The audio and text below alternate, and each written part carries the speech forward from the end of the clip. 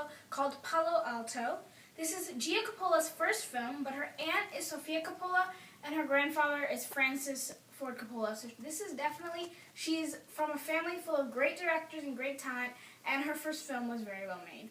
It stars Emma Roberts, James Franco, Nat Wolff, and debuts Jack Kilmer.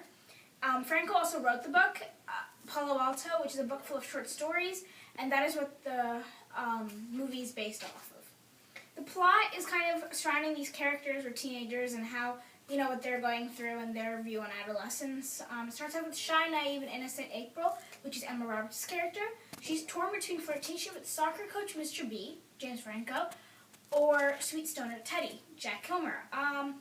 Jack Kilmer also, in the movie Teddy, got into a drinking and driving accident and has to kind of reevaluate what he believes in and what his life is coming to. And it doesn't help that he has a reckless, rebellious friend named Fred, who is Nat Wolff, who is just so reckless, rebellious, doesn't really care about anything, but you can tell he is hurt from something. Then Fred forms a relationship with a girl named Emily. Emily has no self-respect for herself whatsoever, but is trying to search for love, so she's confused between those two things. So those are kind of the main four characters. Alright, so it got a 6.5 on IMDb, but I actually gave it 7 stars. I like the movie. Yeah, so this is, for Gia Coppola's first film, I thought it was very well made.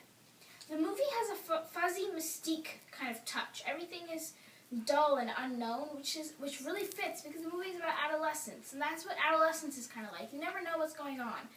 And the movie has it's not black or white. It's kind of like this gray undertone. Like you don't know if they're doing the right thing or the wrong thing. That's kind of what adolescence is like. I can speak as a teenager. I feel like that sometimes, and that's what the characters feel like. So the characters were very relatable.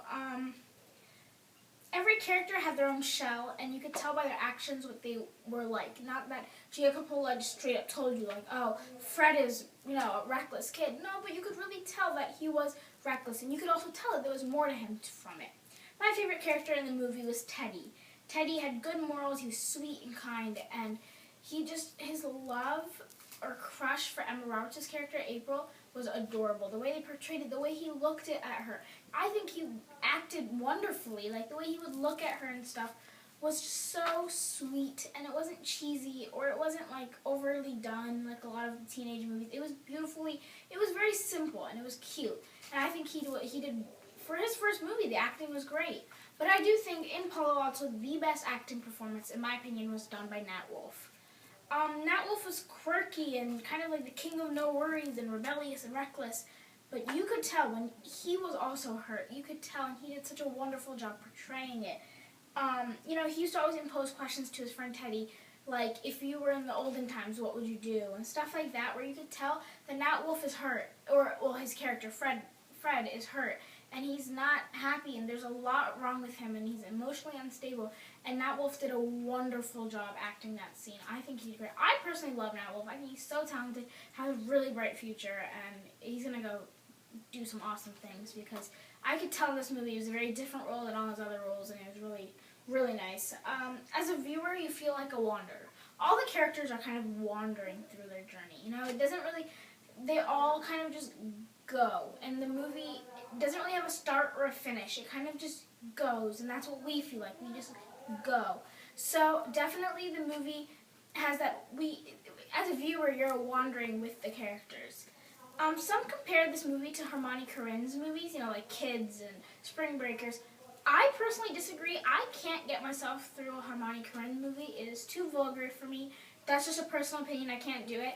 But this was maybe it is kind of like a Hermione Corinne movie, but a much milder version, which I appreciated.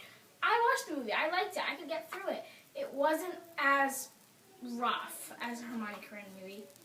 The ending is full of questions, which I'm not going to give anything away, but I'm just saying it's not a clean-cut, finished movie, which I think is fitting because adolescence is kind of like that. You never know, you don't know what's going to happen. The movie doesn't have a start, middle, end. It kind of just goes, and that's how the ending is. You imagine that the characters are just going still.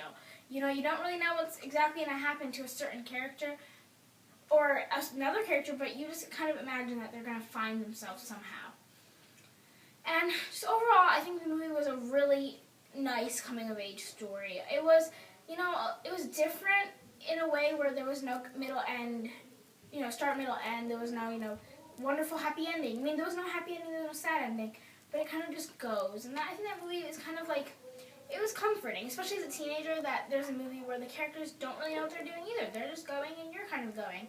So it was definitely relatable, and I think Gia Coppola did a wonderful job with her movie. Alright, well, thanks for watching this video, guys. I hope you liked it, and I hope you check out the movie. Please let me know if you do. Follow me on all my social media stuff. It will be written down below. And if you like more movie reviews and stuff, subscribe to me, and I'll see you guys later. Bye!